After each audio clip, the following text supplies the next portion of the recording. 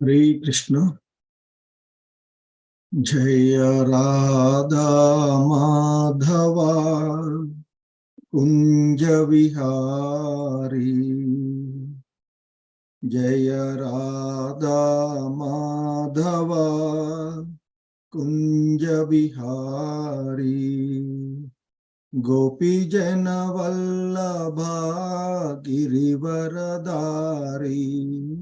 गोपी जन वल्लभा गिरिवरदारी। यशोदानंदना व्रज जन रंजना। यशोदा नंदना व्रज जन रंजना। यमुना तीरा वनचारी। यमुना तीरा वनचारी। जय राधा माधवा कुंज विहारी। हरे कृष्ण। ओम नमो भगवते वासुदेवाय। ओम नमो भगवते वासुदेवाय। ओम नमो भगवते वासुदेवाय। नारायणं नमस्कृत्य नरं चैव नरोत्तमं देवीं सरस्वतीं व्यासं ततो जयमुदीरयेत्। नष्टप्रायेष्वभद्रेषु नित्यं भागवत सेवया। भगवत्युत्तमश्लोके भक्तिर्भवति नैष्टिकी। हरे कृष्ण। హరే కృష్ణ అందరికి. ఈరోజు శ్రీమద్ భాగవతము 3వ స్కందము 15వ అధ్యాయము అయినటువంటి భగవద్ధామ వర్ణనము అనేటువంటి అంశాన్ని మనము చూస్తూ ఉన్నాము. ఈ భగవద్ధామ వర్ణనలో ఇప్పటి వరకు మనము 42 శ్లోకాలను పూర్తి చేసుకొని ఉన్నాము. మిగిలినటువంటి శ్లోకాల్లో కొన్నింటిని ఈరోజు మనము చూడడానికి తెలుసుకోవడానికి ప్రయత్నం చేద్దాము. హరే కృష్ణ అందరికీ కూడా.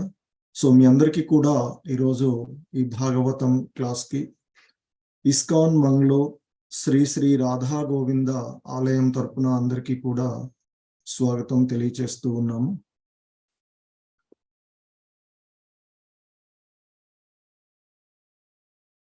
హరే కృష్ణ.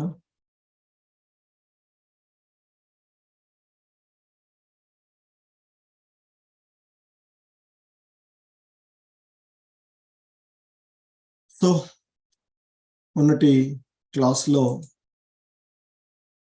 మనము ఇక్కడ ఆ భగవద్ధామ వర్ణనలో బ్రహ్మ దేవతలతో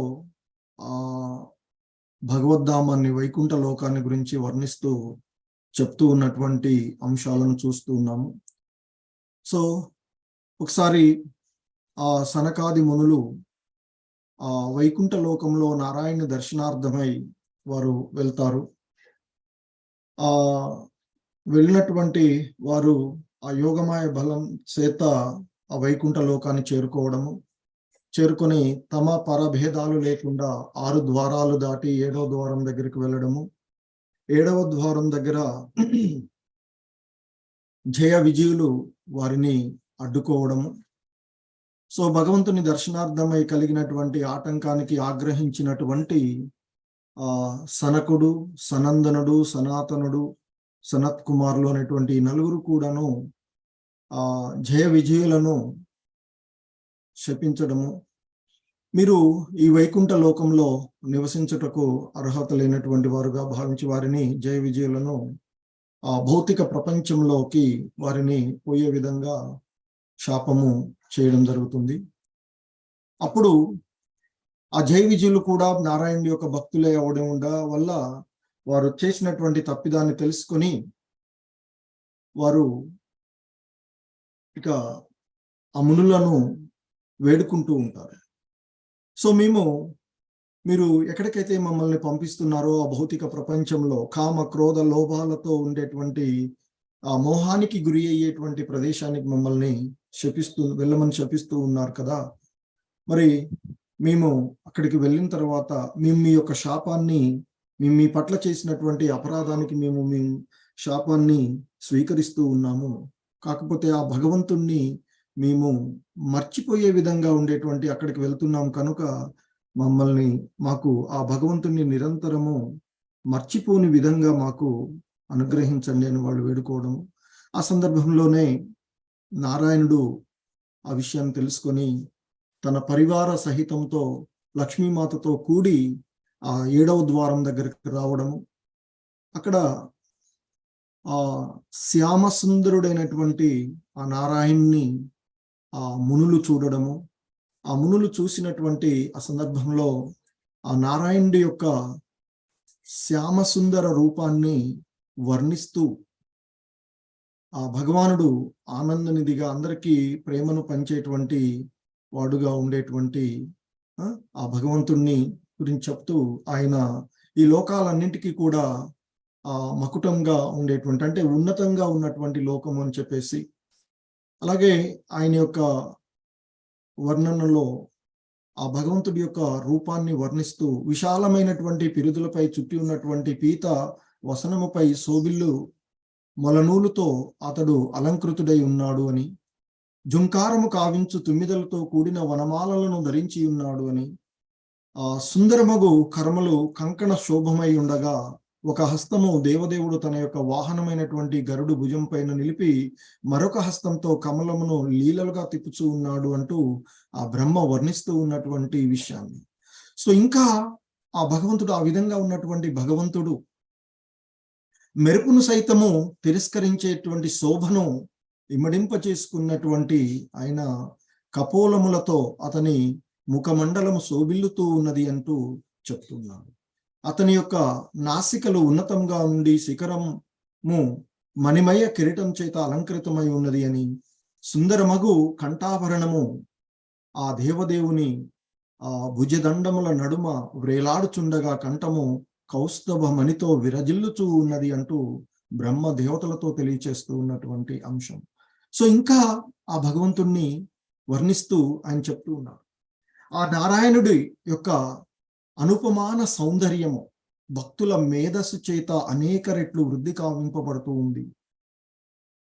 ఆ వృద్ధి కావింపబడి ఎంతటి ఆకర్షణీయంగా ఉన్నది అంటే అది లక్ష్మీదేవి సౌందర్య గర్వమును కూడా భంగపరుస్తుంది. లక్ష్మీమాత తాను సౌందర్యవంతురాలను అనేటువంటి భావనతో ఉంటుంది అక్కడ ఆ లోకంలో. మరి ఆ లోకంలో ఉండేటువంటి లక్ష్మీమాత యొక్క సౌందర్యాన్ని గురించి వర్ణిస్తూ శ్రీల ప్రభుపాదుల వారు మనం ఎంత ఊహించుకుంటే అంత సౌందర్యవంతురాలుగా ఆమెను చెప్పారు. మరి అంతటి సౌందర్యవంతురాలు కంటే కూడా సౌందర్యంగా ఆకర్షణీయంగా కనిపిస్తూ ఉన్నటువంటి ఆ నారాయణుడు అక్కడ దర్శనమిచ్చారు అని. సో అందుకే చెప్తున్నారు, అంటే ఇక్కడ ఆ లక్ష్మి యొక్క సౌందర్యాన్ని, లక్ష్మీమాత యొక్క సౌందర్యాన్ని మించిపోయి, అంటే ఆమె యొక్క సౌందర్య గర్వాన్ని కూడా మించిపోయి ఉన్నాడు అనేటువంటి చెప్తున్నారు. అలాగే బ్రహ్మ సంతులు ఆయన చెప్తాడు, లక్షలాది మన్మధులను చేత ఆకర్షించబడేటువంటి. సో ఆ విధంగా ఉన్నటువంటి ఆ నారాయణుడు ఆయన చెప్తున్నారు. బ్రహ్మ అంటున్నాడు ఇంకా, ఓ దేవతలారా, ఆ విధంగా ప్రకటితమైనటువంటి దేవదేవుడు నాకును శివుడికి మీ అందరికీ కూడా ఆరాధనీయుడై ఉన్నాడు అని మునులు అతనిని తమ తృప్తి తీరని నయనములతో, అంటే ఇంకా వాళ్ళు చూస్తున్నారు. ఆ విధంగా దర్శనమిచ్చినటువంటి ఆ శ్యామ సుందరుడు అయినటువంటి ఆ నారాయణుని దర్శించినటువంటి వారికి ఆ నయనాలతో చూస్తూ ఉన్నటువంటి ఆ మునులకు ఇంకా ఏం తనివి తీరడం లేదట. సో నయనములతో గౌరవించి ముదముతో సంతోషంతో ఆ భగవంతుడి, ఆ నారాయణుడి యొక్క పాద పద్మాల చెంత చిరము వాల్చిరి అంటూ చెప్తూ ఉన్నాడు బ్రహ్మ దేవతలతో చెప్తూ ఉన్నటువంటి ఆ అంశాన్ని మనము చూసి గత క్లాసులో అక్కడితో ముగించుకున్నటువంటి అంశం. సో ఇక ఈరోజు మనము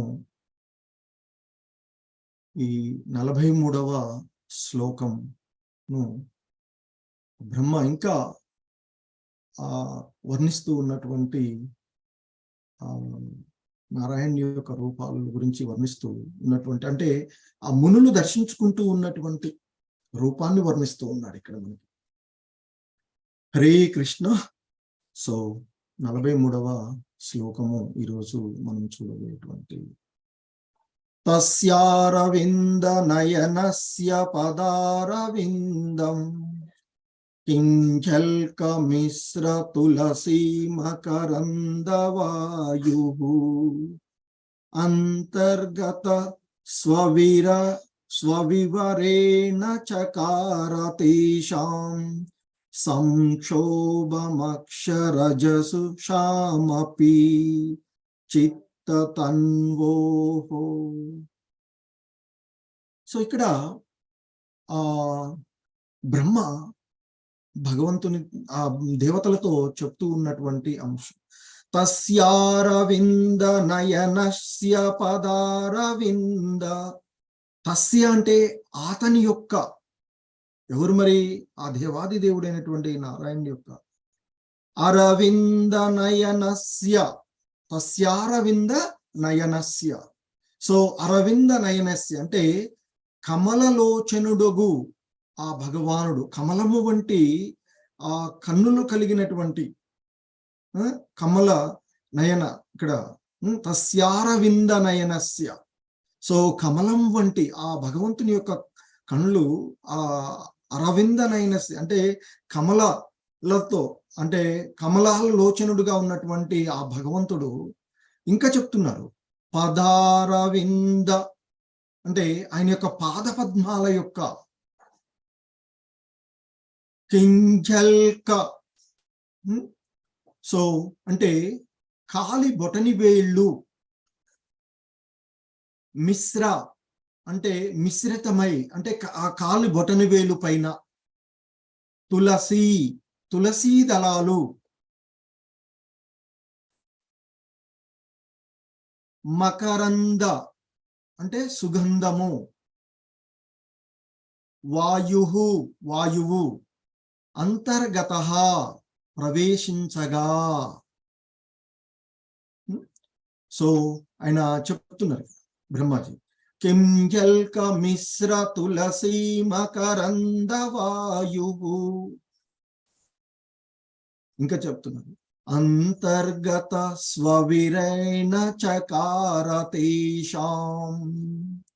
అంతర్గత అంటే ప్రవేశించగా, అంటే ఆ తులసీ దళాల యొక్క సుగంధ వాయువు చేత వస్తూ ఉన్నటువంటి స్వవివరేణ తమ నాసిక పుటల యందు, అంటే ఆ తులసి యొక్క మకరందము వాయువు వారు వంగి ఆ భగవంతుని యొక్క పాద పద్మాల వైపు పొంగారు కదా. సో అక్కడ ఉన్నటువంటి ఆ బొటన వేలుపై ఉన్నటువంటి తులసి, దాని యొక్క సుగంధము ఆ విధంగా వారిని, అంటే ఆ నాసిక పుటలాలను చేరింది అని చెప్పి చకార కావించను వాళ్ళు చూశారు. తేషాం ఎవరు వారు? ఆ సనకాదులు, సనకుడు, సనాతనుడు, సనందనుడు, సనత్ కుమారుడు, ఆ 4 కుమారులు. సంక్షోభం మార్పుకై సంక్షోభితము, సంక్షోభం అక్షరజుషాం అంటే ఆ మార్పుకై సంక్షోభితము, అక్షరజుషాం అంటే నిరాకార బ్రహ్మ అనుభూతి ఎడ అనురక్తులు. మరి ఆ సనక సనందనాదులు ఎవరు అంటే ఆ నిరాకార బ్రహ్మ అనుభూతి ఎడ ఆసక్తులై ఉన్నటువంటి వారు. వాళ్ళు అపి అంటే ఆ నిరాకార బ్రహ్మ అనుభూతి ఎడ అనురక్తులై ఉన్నప్పటికీ, అపి అంటే అయినప్పటికీ కూడా, ఆ విధంగా వాళ్ళు ఉన్నప్పటికీ కూడా, చిత్త తన్వోహ అంటే మనస్సు, చిత్తం అంటే మనసు, దేహము, ఆ రెండింటి యందు అంటే మనసు చిత్త తన్వు. చిత్తము అంటే మనసు, తన్వ అంటే తనువు అంటే దేహము. ఆ రెండింటి యందు కూడా అని చెప్తూ ఉన్నారు. సో ఇక్కడ ఈ శ్లోకంలో మనం తస్యారవింద నయనస్య పదారవింద కింజల్క మిశ్ర తులసీ మకరంద వాయు అంతర్గత స్వవివరేణ చకార తేషాం సంక్షోభం అక్షరజుషామపి చిత్తతన్వోహో. సో దీని యొక్క ట్రాన్స్లేషన్ శ్రీల ప్రభుపాదుల వారి దేవాది దేవుని పాదపద్మముల బొటని వేలుపైనున్న తులసీ దళముల సుగంధమును మోసడి ఆ పవనము అంటే వాయువు, ఆ వాయువు నాసిక పుటలయందు ప్రవేశించగానే ఆ మునులు తాము నిరాకార బ్రహ్మ అనుభూతినందు ఆసక్తులైనను తమ యొక్క మనసు దేహమునందు మార్పు కలుగుట అనుభూత మొనర్చుకోగలిగిరి అని చెప్తూ ఉన్నారు. సో ఆ బ్రహ్మాజీ చెప్తూ ఉన్నారు దేవతలతో. సో అంత ముందు శ్లోకంలో ఆయన ఈ విధంగా మనకి తెలియచేసినటువంటి అంశం, ఆ నారాయణుడి యొక్క అనుపమానమైనటువంటి ఆ సౌందర్య రూపానికి చూసి వారు ఆ మునులు ఆ భగవంతుణ్ణి చూస్తూ చూస్తూ ఆ తృప్తి తీరినటువంటి నయనాలతో ఆయనని గౌరవించి ఇక సంతోషపడి ఆయన యొక్క పాదపద్మాల చెంత వాలారు అని చెప్తున్నారు. వాలినటువంటి ఆ పాదపద్మాలపై పడ్డారు వీళ్ళు, ఆ మునులు. ఎప్పుడైతే ఆ విధంగా పాదపద్మాల పైన వాళ్ళు వాలి ఆ భగవంతుని యొక్క పాదాల పైన వాళ్ళు ఆ విధంగా వాలారు. ఆ వాలినటువంటి సమయంలో ఆ దేవదేవుని యొక్క పాదపద్మాలపై ఆ తులసీ దళాలు ఉన్నాయట. బొటని వేలు పైన, పాదపద్మంలో బొటని వేలు పైన ఉన్నటువంటి తులసీదళం, ఆ తులసీదళం యొక్క సుగంధమును మోసుకొని వస్తుందట. ఎవరు? ఆ వాయువు, పవనము మోసుకుని వస్తుంది. ఆ వచ్చినటువంటి వాయువు, ఆ పవనము ఆ వంగినటువంటి ఆ మునుల యొక్క నాసికాపుటాలను చేరేవట. అవి ఎప్పుడైతే ఆ తులసి మాత యొక్క సుగంధం ఆ భగవంతుని అర్చించడానికి ఆయన పాదపద్మాలను ఆశ్రయించి ఉన్నటువంటి తులసీదళం ఎప్పుడైతే ఆ భగవంతుని పాదపద్మాలను ఆశ్రయించిందో ఆ తులసి మాత యొక్క ఆ ఫ్రాగ్రెన్స్, సుగంధం ఏదైతే ఉందో రెట్లుగా పెరిగిపోతుంది, అది వృద్ధి చెంది.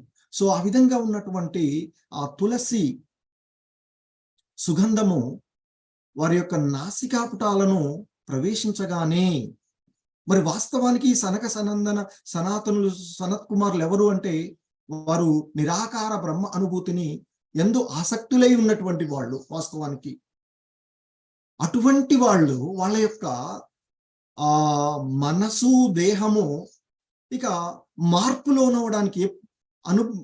లోనవుతూ ఉన్నట్లుగా వాళ్ళు అనుభూతి పొందారు అని తెలియచేస్తూ ఉంది.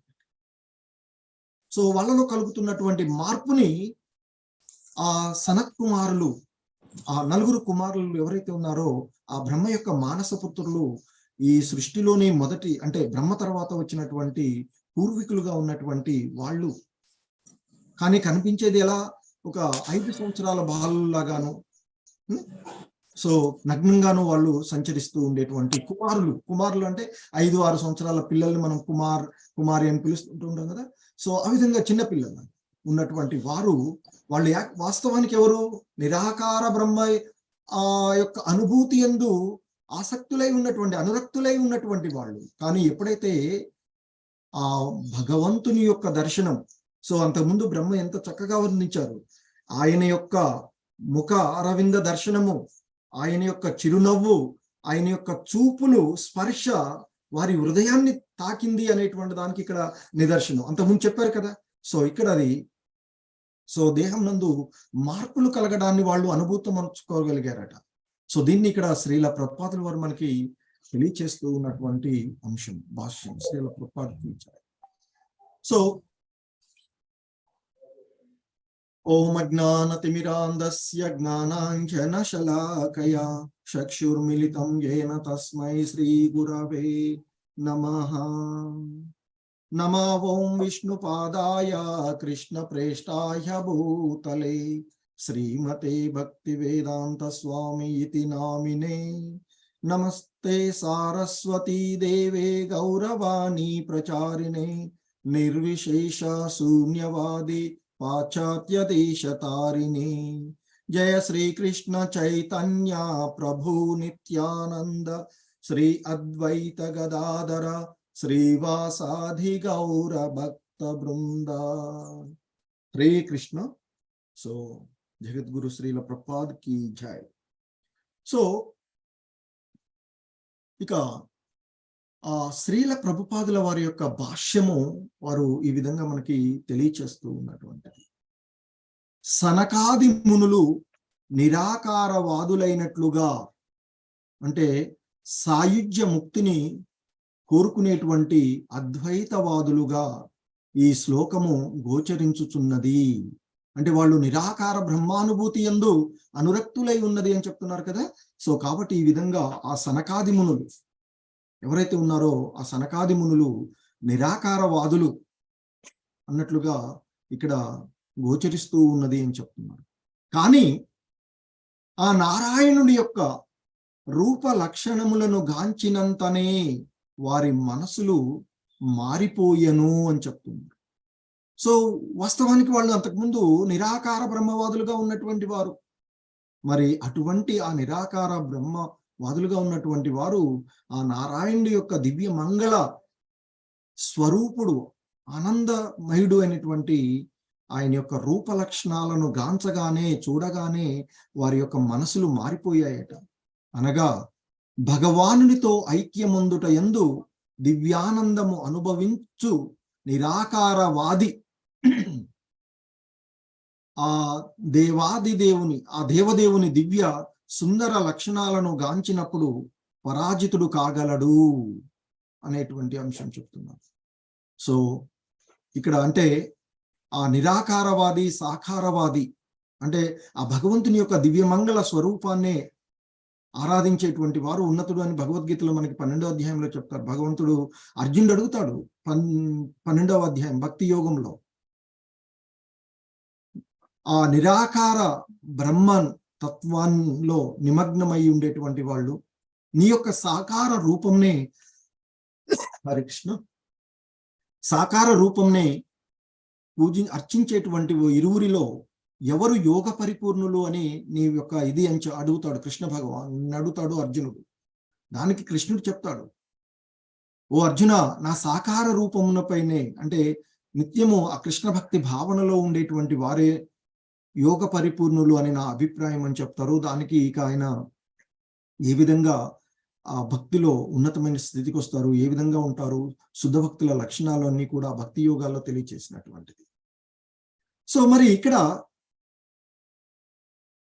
కూడా అదే ఇక్కడ చెప్తూ ఉన్నటువంటి శ్రీల ప్రభుపాదుల వారు చెప్తున్నారు, ఎప్పుడైతే ఆ నారాయణ యొక్క రూప లక్షణాలను గాంచారో ఇక వారు ఆ మునులు భగవానుతో ఐక్యమవ్వడము అనేటువంటి దివ్యానందమును అనుభవించేటువంటి ఆ నిరాకారవాది ఆ దేవదేవుని దివ్య సుందర లక్షణాలను గాంచగానే ఆయన యొక్క కోరిక అంతకేదైతే ఉందో, నిరాకార బ్రహ్మానుభూతి ఎందు ఆసక్తి ఉందో, ఆ ఆసక్తిని వదిలివేశారు అని చెప్తున్నారు. పరాజితుడు అవుతున్నాడంటే దాని నుండి బయటపడ్డాడు. అలాగే ఇంకా ఇక్కడ ముఖ్యమైనటువంటి అంశం చెప్తున్నారు, భక్తి సంబంధం. వాయువు చేత మోసుకురాబడి తులసీదళముల సుగంధములతో మిళితమైన ఆ దేవదేవుని పాద పద్మ మకరందము. మరి ఇక్కడ ఆ తులసీ దళాల యొక్క మకరందమే కాదు, భగవంతుని యొక్క పాదార విందాలు కూడా ఎంతో మకరందమైనటువంటి ఇది. సో మనకి ఆ భగవంతుని యొక్క విశ్వరూప దర్శన వర్ణనలు చెప్పేటప్పుడు చెప్తాడు, ఆ ఎంతో సుందరమైనటువంటి మాలలతో సుగంధాలుగా ఉన్నటువంటి ఆ రూపాన్ని చూస్తాడు అర్జునుడు కదా. సో కాబట్టి ఆ భగవంతుని యొక్క ఆ పాదార విందాలు కూడా ఎంతో దివ్యమైనటువంటి అంటే మకరందాన్ని ఆ పద్మాల దగ్గర ఆయన యొక్క పాద పద్మాలతో ఉండేటువంటి ఆయన పాద పద్మాల మకరందము, అలాగే ఆ తులసి మాత యొక్క సుగంధము మిళితమైనటువంటి వాయువులు వారి యొక్క నాసికలను చేరినవి. వారి యొక్క అవి ఎప్పుడైతే నాసికలలోకి అవి ప్రవేశించినవో వారి యొక్క మనసులను మార్చివేసిందట. అంతట వారు ఆ భగవానుని యందు ఐక్యమగుటకు బదులు భక్తులుగా మారుట ఉత్తమము అని తలిచిరి. నారాయణ పాదపద్మ సేవకుడగుట అతని యందు ఐక్యమగుట కన్నను శ్రేష్టమైనది. సో ఈ విషయం మనకి ఇంతకుముందు భగవద్గీత యొక్క 12వ అధ్యాయంలో అర్జునుడికి సమాధానం వసగుతూ భగవంతుడికి చెప్పినటువంటి అంశం కూడా మళ్ళా మనకి ఇక్కడ శ్రీల ప్రపాదుల వారు నారాయణుడు పాదపద్మ సేవకుడగుట అతని యందు ఐక్యమగుట కన్నను శ్రేష్టమైనది అనేటువంటి అంశాన్ని ఇక్కడ మనకి తెలియచేస్తూ ఉన్నటువంటి అంశం. సో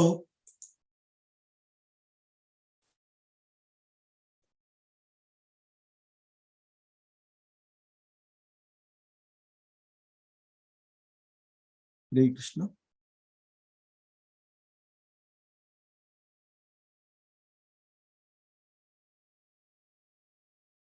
సో సాధారణంగా ఆ భగవద్ అనుభూతిని పొందేటువంటి విధానంలో మనకి ఆ భగవంతుడు అనుభూతి మొనర్చుకోవడం అనేటువంటిది 3 రకాలుగా ఉంటుంది అనేటువంటి అంశాన్ని మనము ఇంతకు ముందుగానే తెలుసుకున్నటువంటిది. ఒకటి ఆ భగవంతుడు బ్రహ్మంగాను, రెండవది పరమాత్ముడుగాను, 3 భగవంతుడుగాను. గోలోక బృందావనంలో ఆ భగవంతుడు తాను నిత్య లీలలను జరుపుతూ, అంటే ఇక్కడ బ్రహ్మ స్వరూపం, బ్రహ్మతత్వం అంటే ఆ భగవంతుని యొక్క సర్వవ్యాప్త స్వరూపము ఆ బ్రహ్మతత్వం అంటారు. ఇది అంతటా ఉంటూ ఉంటుంది. ఆ నిరాకార విధానం, నిరాకారవాదం. సో ఇక అందరి హృదయాలలోనూ కూర్చుని ఉన్నటువంటి ఆ ఈశ్వర స్వరూప తత్వం ఏదైతే ఉందో అది పరమాత్మ తత్వము అని చెప్తుంటారు. సో సాధారణంగా మనము ఇక్కడ ఆ బ్రహ్మతత్వాన్ని పొందేటువంటి జ్ఞాన యోగులు పొందుతూ ఉంటుంటారు. జ్ఞానం ద్వారా ఆ జ్ఞానాన్ని పొందే జ్ఞాన యోగులు ఆ బ్రహ్మతత్వాన్ని పొందడం. తర్వాత ఇక అష్టాంగ యోగ విధానము ద్వారా, అంటే మొదట నియమాలను అంటే చేయవలసినటువంటి నియమాలు అవన్నీ, ఆసనం ఇవన్నీ చేసిన తర్వాత భగవంతుని ధ్యానిస్తూ సమాధి స్థితిలోకి వచ్చినప్పుడు, పరిపూర్ణమైనటువంటి స్థితిలోకి వచ్చినప్పుడు ఆ ఈశ్వర స్వరూప పరమాత్మతత్వం, ఆ హృదయస్థ పరమాత్మతత్వాన్ని అనుభూతి మర్చుకుంటారు అని చెప్తారు. సో పరమాత్మ రూపంగా అనుభూతత్వం. ఇక భక్తిలో ఆ విధంగా ఎప్పుడే ఆ విధంగా ఉంటుందో, భక్తిలో ఆ భగవంతుడు, ఆ ఈశ్వరుడు యొక్క సాకార రూపం. సో కాబట్టి ఆ భగవంతుని యొక్క వాస్తవికమైనటువంటి రూపాన్ని, ఆ శ్యామ సుందర రూప ప్రకటితమే ఆ భగవంతుడిగా మనము దర్శించుకునేటువంటివి. సో ఈ విధంగా ఆ భగవంతుడు తత్వాన్ని మనము 3 రకాలుగా అనుభూతం నడుచుకోవచ్చు అని చెప్తున్నారు. సో ఇక్కడ మనకి ఈ కృష్ణ మరి ఆ సనకాది మునులు ఎవరు? ఈ నిరాకారవాదులు. మరి ఆ విధంగా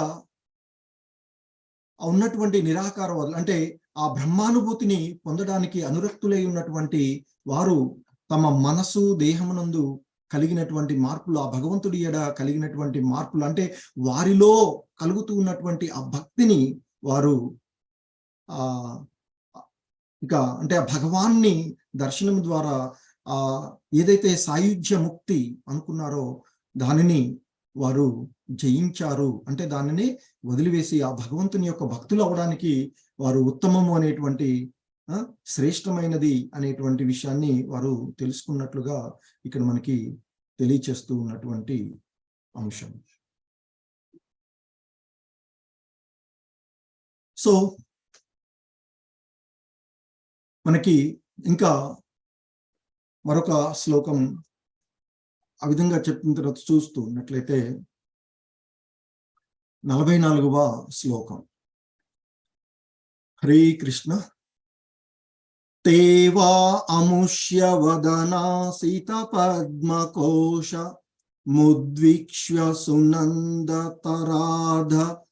తరాధర కుందహాసం లబ్ధాశిష పునరవేక్ష్య తదీయమంగ్రీ ద్వంద్వం నకారుణమనిశ్రయణ నిదర్ద్యుః.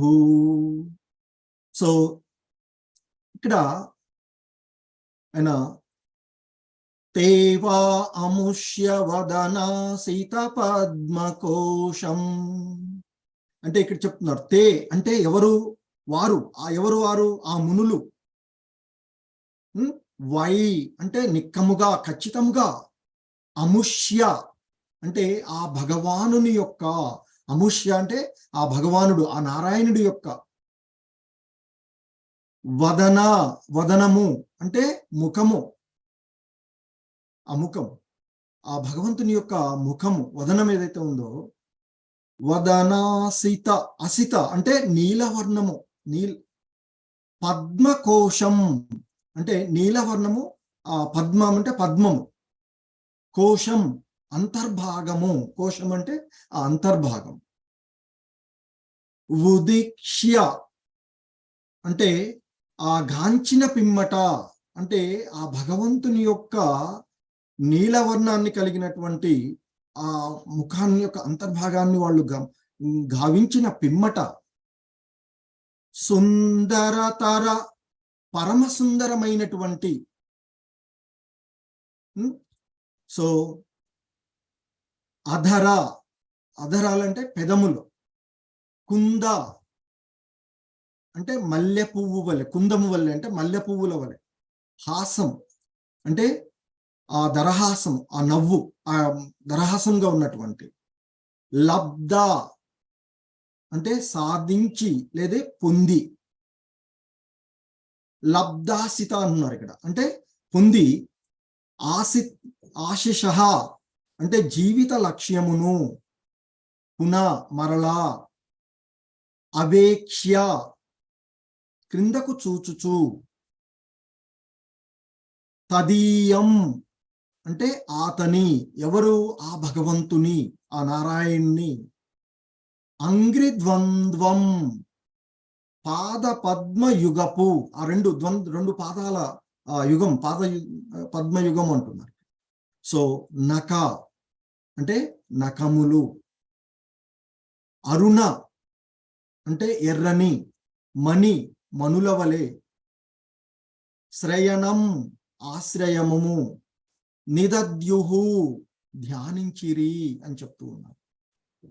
సో ఇక్కడ తేవా అముష్య వదనాసిత పద్మకోశం ఉద్వీక్ష సుందరతర అధర కుందహాసం లబ్ధాశిష పునరవేక్ష్య తదీయమంగ్రీ ద్వంద్వం నకారుణ మనిశ్రయణం నిదద్యుః. సో ఆ భగవానుని యొక్క సుందరమైనటువంటి మోము వారికి నీల పద్మకోశము వలె కనిపించింది అని చెప్తున్నారు.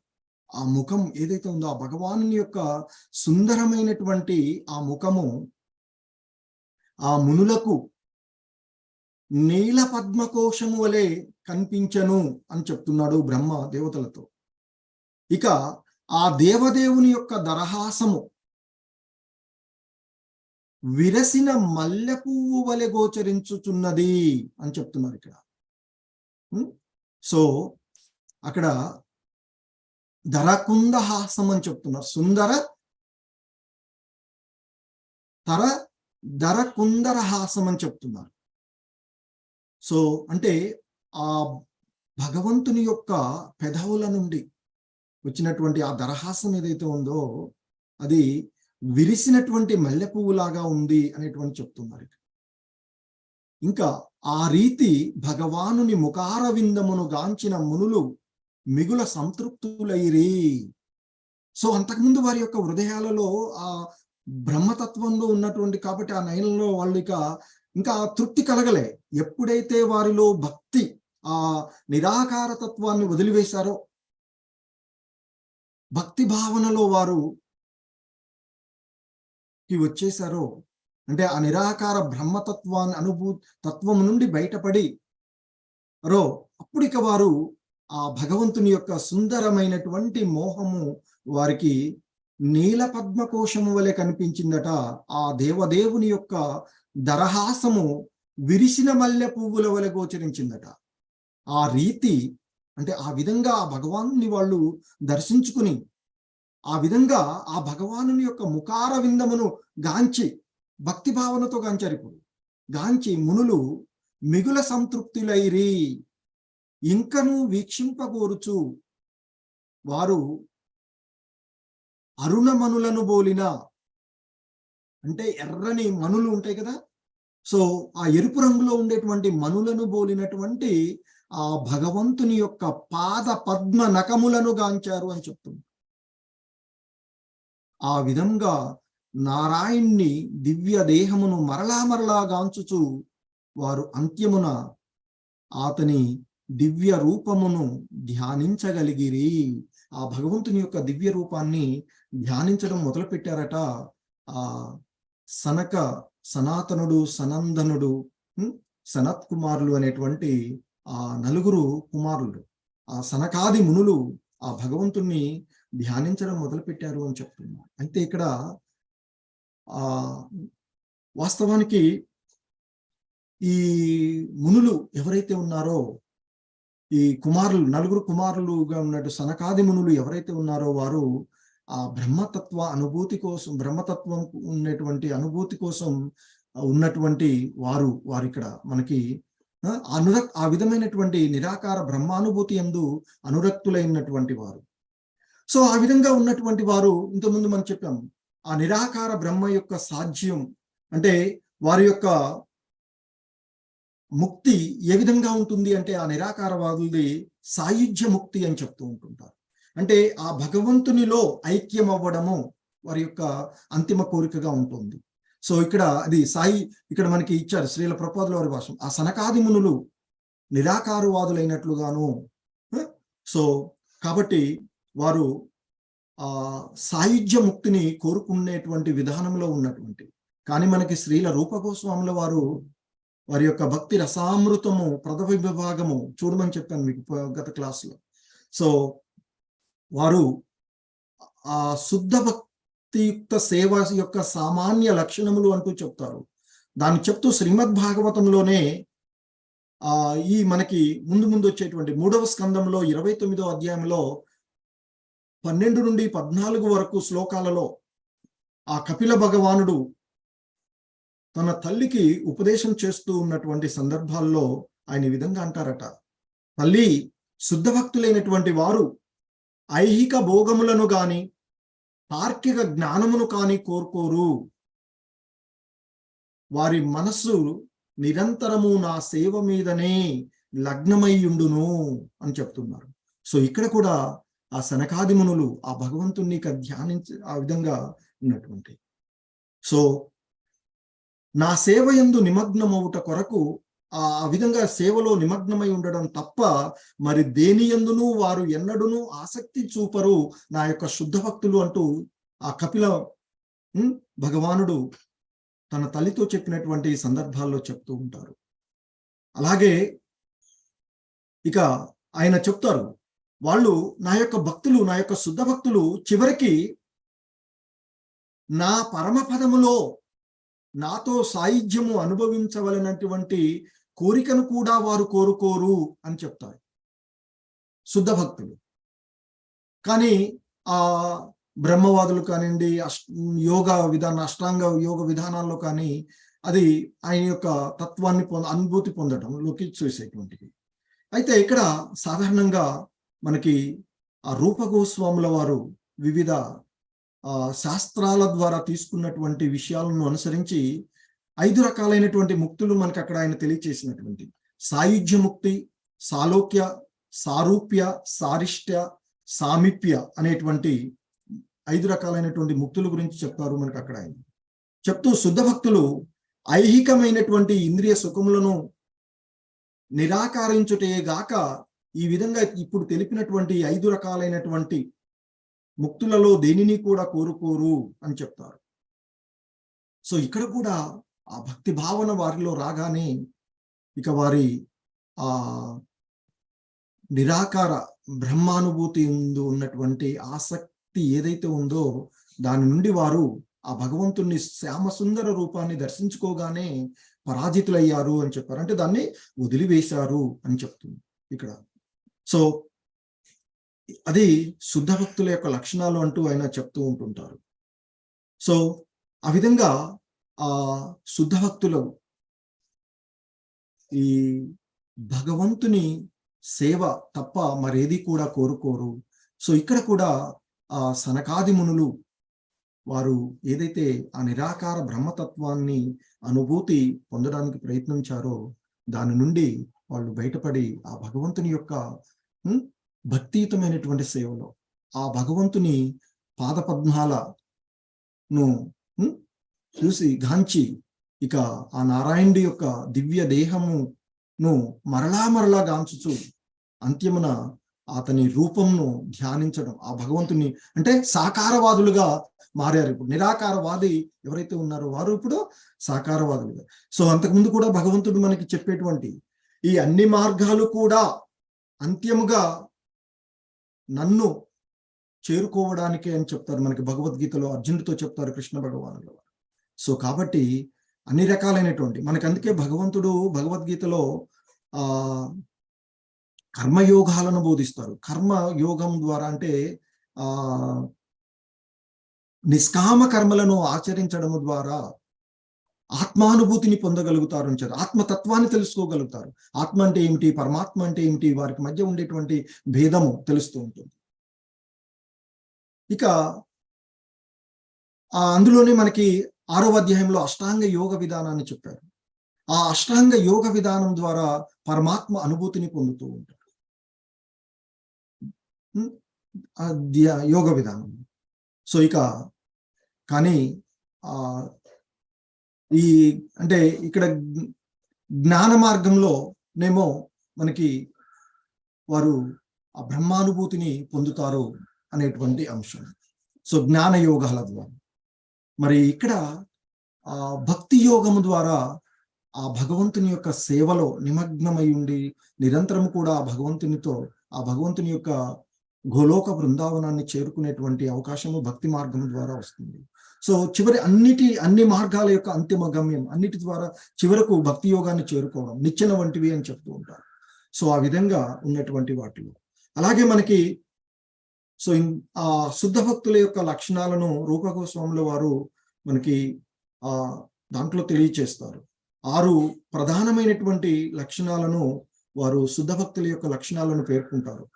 శుద్ధమైనటువంటి భక్తియుక్త సేవ ఏదైతే ఉందో అది ఆ సేవ ఐహికమైనటువంటి ఈ యాతనల నుండి అంటే ఈ భవబంధనాల నుండి వెంటనే ముక్తిని కలిగిస్తూ ఉంది ఆ భక్తియుతమైనటువంటి సేవ అని తెలియచేస్తారు.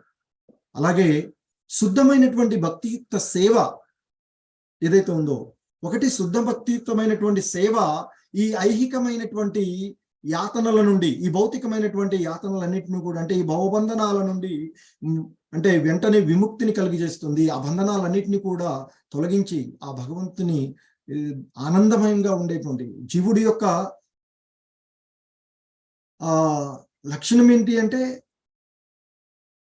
స్వభావం లక్షణాలు ఆనందమయము మరియు నిరంతరము కూడా భగవంతునికి సేవ చేసుకునేటువంటిది.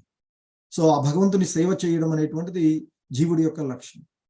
ఎందుకంటే ఆ భగవంతుని ఆ నిధి ఆ భగవంతుని యొక్క ఒక కణిల్ మనం. సో కనుక ఆ భగవంతుని యొక్క సేవలో నిమగ్నమై ఉండడమే ఈ జీవుడి యొక్క లక్ష్యం. సో లక్షణమేమో ఆనందమయ స్వరూపం. భగవంతుడు ఎప్పుడు కూడా ఆనందమయం, పరమానందమయుడు. సో జీవుడు ఆనందమయుడుగా ఉంటాడు వాస్తవానికి. కానీ ఆ భగవంతుని మరిచిన కారణంగా మనకి ఆనందం లేకుండా పోతుంది.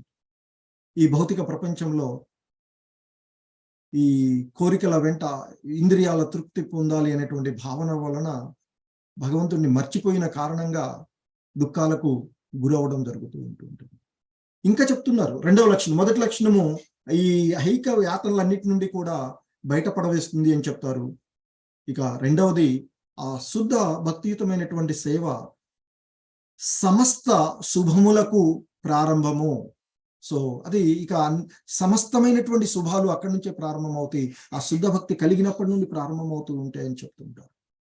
మనం భక్తి చేస్తూ ఉన్నాం, అయినా కష్టాలు వస్తూ ఉన్నాయంటే మనం ఇంకా శుద్ధ భక్తిలోకి రాలేదు. సాధారణమైనటువంటి భక్తులాగా సాధారణమైనటువంటి స్థితిలోనే ఉన్నాం. కాకపోతే ఇతర అభక్తుల కంటే కొంత మంచి ఉన్నాం. సో ఇక 3వ లక్షణం చెప్తారు, శుద్ధ భక్తియుతమైనటువంటి సేవ వలన సహజంగానే దివ్య ఆనందము చేకూరుతుంది అని చెప్తుంది. సో ఆ భగవంతుని సేవలో నిమగ్నమై ఉండడం ద్వారా ఆ జీవుడికి ఆ దివ్యమైనటువంటి ఆనందం చేకూరుతుంది అని చెప్తున్నారు. ఇక శుద్ధ భక్తియుతమైనటువంటి సేవ రావడం అనేటువంటిది మిక్కిలి అరుదు అని చెప్తారు. ఆయన అదే చెప్తుంటారు, శుద్ధ భక్తులు ఆ మహాత్ములు చాలా అరుదుగా ఉంటారు అని చెప్తారు. అంటే శుద్ధ భక్తి స్థితికి చేరుకున్నటువంటి భక్తులు. సో ఆయన కూడా చెప్తారు, ఎన్నో లక్షలాదిగా ఉన్నటువంటి వారిలో ఈ కొద్ది మంది ఏ ఒక్కడో నన్ను గురించి తెలుసుకోవడానికి ప్రయత్నం చేస్తాడు అని, అలా తెలుసుకున్నటువంటి వారిలో కూడా నన్ను యథార్థంగా తెలుసుకున్నవాడు మరో ఏ ఒక్కడో ఉంటాడు అని చెప్తారు. భగవంతుడే చెప్తాడు భగవద్గీతలో మనకి. సో కాబట్టి ఆ శుద్ధ భక్తియుతమైనటువంటి సేవ సిద్ధించటము అనేటువంటిది చాలా అరుదు అని చెప్తూ ఉన్నారు. అలాగే ఇక 5వ లక్షణం, శుద్ధ భక్తియుత సేవ చేసేటువంటి వారు మోక్షమును గూర్చి ఆలోచించరు కూడా. అంటే ఆ మోక్షం గురించి ఆలోచనను అటువంటి దాని గురించి ఆ మోక్షం పొందాలి నేను అనేటువంటి ఆ భావన వారు దగ్గరకు కూడా రానియరు అని చెప్తూ ఉన్నారు. ఇక చివరి లక్షణంగా 6వ లక్షణంగా చెప్తారు, శుద్ధ భక్తియుక్తమైనటువంటి సేవ ఒక్కటి మాత్రమే ఆ శ్రీకృష్ణుణ్ణి ఆకర్షించగలిగినటువంటి ఏకైక సాధనము అని చెప్తున్నారు. ఒకే ఒక్క సాధనము శుద్ధ భక్తి. ఆ శుద్ధ భక్తి ద్వారా మాత్రమే ఆయన చెప్తారు, శుద్ధ భక్తులు ఆ విధమైనటువంటి భక్తులు నాకు ఎంతో ప్రియము అని చెప్తారు. భగవద్గీత భక్తి యోగంలో ఎంతో ప్రియులు నాకు వారని చెప్తారు. సో అటువంటి వారు నా యందే నివసిస్తారు, నేను వారి యందే వసిస్తాను అని చెప్తారు. సో కాబట్టి ఆ శుద్ధమైనటువంటి భక్తియుక్త సేవ ఒక్కటి మాత్రమే. అన్ని రకాలైనటువంటి రకాలు ఎన్నెన్నో రకాలైనటువంటి విధానాలు ఉన్నప్పటికీ ఆ భగవంతుని ఆకర్షించగలిగేటువంటి ఏకైక సాధనము ఆ శుద్ధ భక్తియుతమైనటువంటి సేవ అని చెప్తుంటారు. సో మరి అందుకే సర్వ ఆకర్షకుడు అయినటువంటి భగవంతుడు ఆ రాధామాత యొక్క అంతకుముందు అందుకనే లక్ష్మీమాత యొక్క సౌందర్యాన్ని కూడా అధిగమించగలిగినటువంటి ఆ భగవంతుడు ఆ గోలోక బృందావనానికి వెళ్తే రాధామాత యొక్క ఆమెకు ఆకర్షించబడేటువంటి వాడుగా చెప్పుకున్నాం అంత ముందు కూడా. సో కాబట్టి సర్వాకర్షకుడు అయినటువంటి ఆ కృష్ణుడు, అన్నిటినీ సంపూర్ణంగా కలిగి ఉన్నటువంటి ఆ భగవానుడు సో ఆకర్షించగలిగేటువంటిది శుద్ధ భక్తియుక్త సేవ, ఆ దివ్యమైనటువంటి శుద్ధమైనటువంటి భక్తియుక్త సేవ అని చెప్తారు. అంటే ఆ శుద్ధ భక్తియే సేవయే దివ్యమైనది అని చెప్తారు. అది శ్రీకృష్ణుని కంటే కూడా శక్తివంతమైంది. ఆయన యొక్క భక్తియుక్త సేవ ఆయన కంటే కూడా శక్తివంతమైంది అని చెప్తున్నారు. అదే స్వరూప శక్తిగా చెప్పబడింది. శ్రీల రూప గోస్వాముల వారు మనకి చాలా చక్కగా భక్తి రసామృతము అనేటువంటి గ్రంథంలో మనకి అందించినటువంటి అంశము. హరే కృష్ణ. అందరికీ కూడా ధన్యవాదాలు. హరే కృష్ణ ప్రభుజీ. హరే